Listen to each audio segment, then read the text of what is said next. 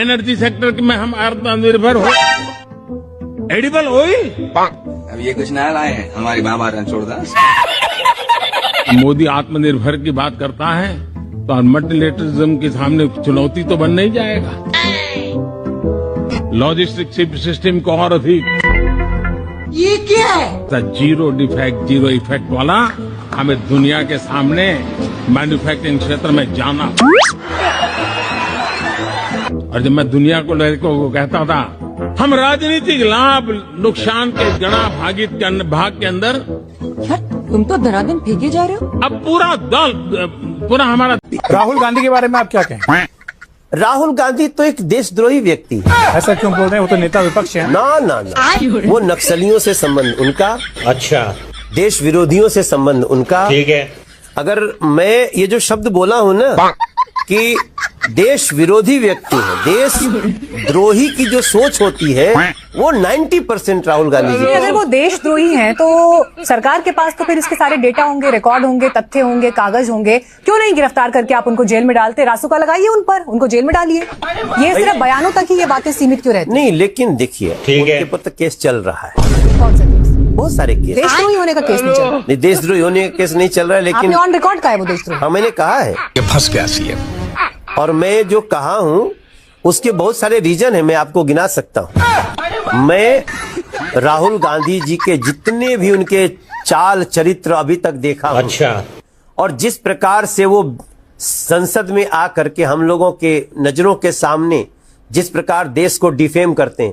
बताइए, शुभम शुक्ला अंतरिक्ष से आया, उस पे आया कि सारे सांसद, सभी लोग उनको बधाई दें, सभी सांसद बजा रहे थे मेज एक्सेप्ट राहुल गांधी। क्या है ये? शुभम शुक्ला क्या भारतीय जनता पार्टी का कार्यकर्ता है? वो देशद्रोही हो गए। और मुझे तो उनका पोस्ट याद है, उन्होंने सोशल मीडिया पर शुभांशु शुक्ला के लिए पोस्ट लिखा था, कांग्रेचुलेटरी। जो कांग्रेचुलेटरी पोस्ट है उनका शुभांशु शुक्ला पर। आप संसद में बैठे हुए शुभम शुक्ला को जब पूरा सदन बधाई दे रहा है, आप क्यों नहीं दे सकते? पर ये कहा जाता है मनोज जी की बीजेपी, ऐसे ऐसे हमारे पास 50 रीजन है। मनोज जी, मीनाक्षी, बीजेपी के पास ये अधिकार कहाँ से आया कि वो ये तय करे कि कौन देशद्रोही है, कौन देश प्रेमी है, कौन देशभक्त है? Good question. हमारा मन कह रहा है, मैं पर्सनली ऐसा फील कर रहा हूँ। आप कहाँ के ज्ञानी बाबा? मैं आखिरी बार आया हूँ। ये एक झमेला खत्म हुआ नहीं कि दूसरा शुरू हो गया। आइए, आप ही की कमी थी। आइए, आज या तो इस बार या उस बार हो जाऊंगा मैं। तुम लोगों को शायद पता ना हो कि मैं कितना घटिया और कमीना किस्म का आदमी हूँ। नहीं नहीं, वो तो तुम्हें पहली बार देखा तभी समझ गया था। खामोश। उस पर जवाब क्यों नहीं दे रहे हैं?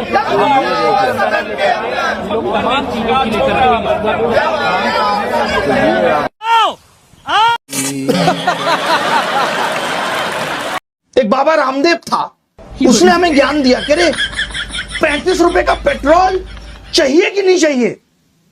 उसने ऐसे भूल गए। इन बातों को कैसे भूल सकते हो, कैसे भूल सकते हो? यही बाबा, ये बाबा देखो, ये कैसे बता रहा था भैया।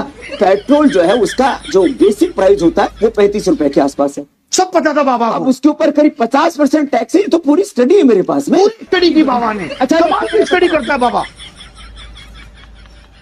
कि आपको 75-80 रुपए का पेट्रोल चाहिए कि 35 रुपए का। वाह, अरे वाह, मैं भी कहता था, मैंने कहा नहीं साहब, 35 का चाहिए मुझे। तो वोट दोगे या 75-80 दिलाने वाले?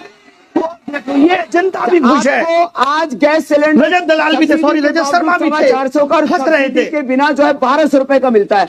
इन सब ने का सिलेंडर 300 या 400 रुपए का मिले, गैस सिलेंडर 300-400 में मिले, उसको वोट दोगे। इन सब ने हमारा काटा, सब ने हमारे को उलूल जुलूल वादे कर करके लूटा।